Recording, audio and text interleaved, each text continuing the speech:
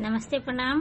और मैं हूँ पंखुड़ी आचार्य और बहुत बहुत स्वागत है हमारे YouTube चैनल में।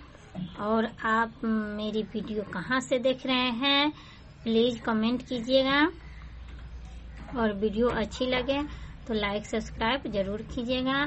आज मैं बताऊंगी महाशिवरात्रि पर वो महादान और महाउपाय जिसे करने से आपकी किस्मत में 4 चांद लग जाएगी।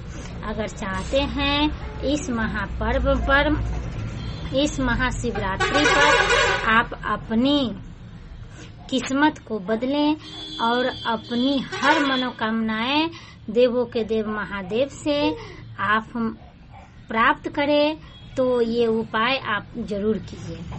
क्योंकि कहा जाता है जिसका कालों का काल है और जिस महाकाल है उनके भक्तों के ऊपर कोई विपत्तियां नहीं आती हैं। इसलिए देवों के देव महादेव जी की आराधना में अब की महाशिवरात्रि पर कोई कमी नहीं होनी चाहिए।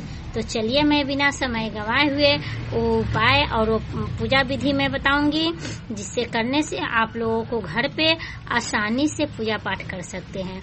आपको कुछ नहीं करना है। आपके घर में शिवलिंग है तो बल्ले बल्ले, नहीं है तो आप पार्थिव शिवलिंग का निर्माण कीजिए।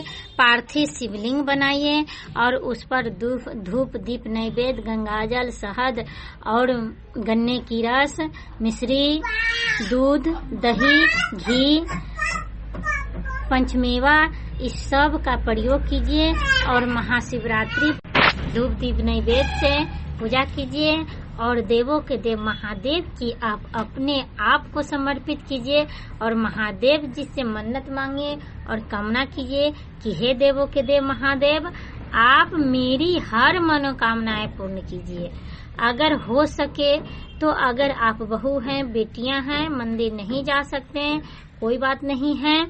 आप घर में ही पार्थिव शिवलिंग का निर्माण करके और उनको विधिवत पूजा करके आप भोलेनाथ की कृपा पा सकते हैं। दूसरी उपाय मैं दान की बात बता रही हूँ। इसमें महाशिवरात्रि के दिन आप चावल का दान कर सकते हैं। हो सके तो आप दही शहद का भी दान कर सकते हैं तो भी लाभ मिलेगा। अब मैं बताऊंगी पूजा विधि।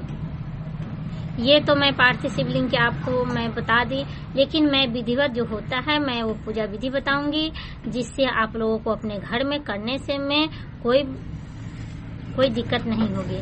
तो आपको करना क्या है, पार्थिव शिवलिंग बनाने आता है तो ठीक है, नहीं आता है तो मिट्टी का एक शिवलिंग का आकार बनाइए और उसमें उस पर आपको पूजा सामग्री क्या रखना है, चंदन रखना है, अक्षत रखना है।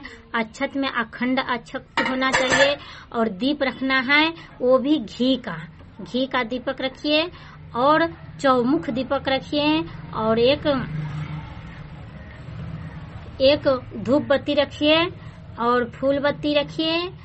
ये और क्या होता है, फूल रखिए, नैवेद्य रखिए, चंदन अक्षत तो मैं पहले ही कह दी हूँ, ये सब रखिए। उसके बाद भांग धतूरे बेलपत्र जो भी अर्पित हो, जो भी संभव हो, आप अपने समर्थ अनुसार, अगर आप पंडित नहीं बुला सकते हैं तो भी कोई दिक्कत नहीं है। महाशिवरात्रि व्रत कथा आता है, आप लोग कथा उस पूजा धूप दीप नैवेद्य करने के बाद आप महाशिवरात्रि व्रत कथा पढ़िए और भगवान शिव को आरती कीजिए। मैं संक्षेप में बताई हूँ। ऐसे करने से कोई दोष नहीं लगता है और आपकी पूजा स्वीकारा जाएगा। और आप लोगों को मैं इम्पोर्टेंट चीज बता रही हूँ कि आप कैसे पता लगाएंगे कि महादेव जी ने मेरा पूजा स्वीकार किया या नहीं। तो मैं बताऊंगी, अगर आप दीप जलाते हैं और दीप जलाने के तुरंत बाद उसमें फूल की आकार के फुल्ली जो होता है वो अगर पड़ जाए, समझ लीजिए कि आपका पूजा महादेव जी ने स्वीकार कर लिया। मैं ये कह रही हूँ, ये सत्य बात है। समझ लीजिए कि महादेव जी ने आपका पूजा स्वीकार कर लिया।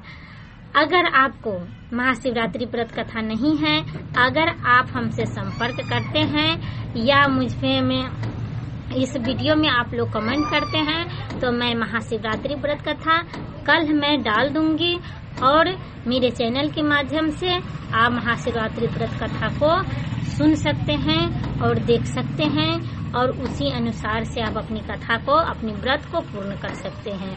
और मैं बता दूं, अगर आप पूजा पाठ विधि कुछ भी करना नहीं चाहते हैं, आप उस लायक भी नहीं हैं, तो आप महाशिवरात्रि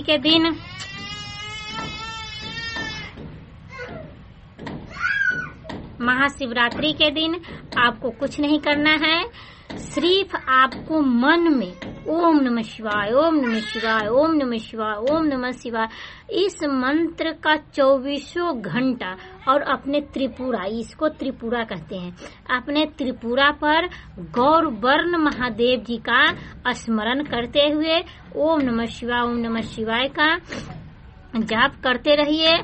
आप व्रत करें या न करें, पूजा करें या न करें, आपकी प्रार्थना महादेव जी ने स्वीकार करेंगे, इसमें कोई संशय नहीं है। तो उम्मीद है कि आप मेरी वीडियो देखिएगा। अगर वीडियो अच्छे लगे तो लाइक सब्सक्राइब जरूर कीजिएगा। जय हो महादेव और बहुत बहुत शुभकामनाएं महाशिवरात्रि की आप लोगों को मेरी तरफ से।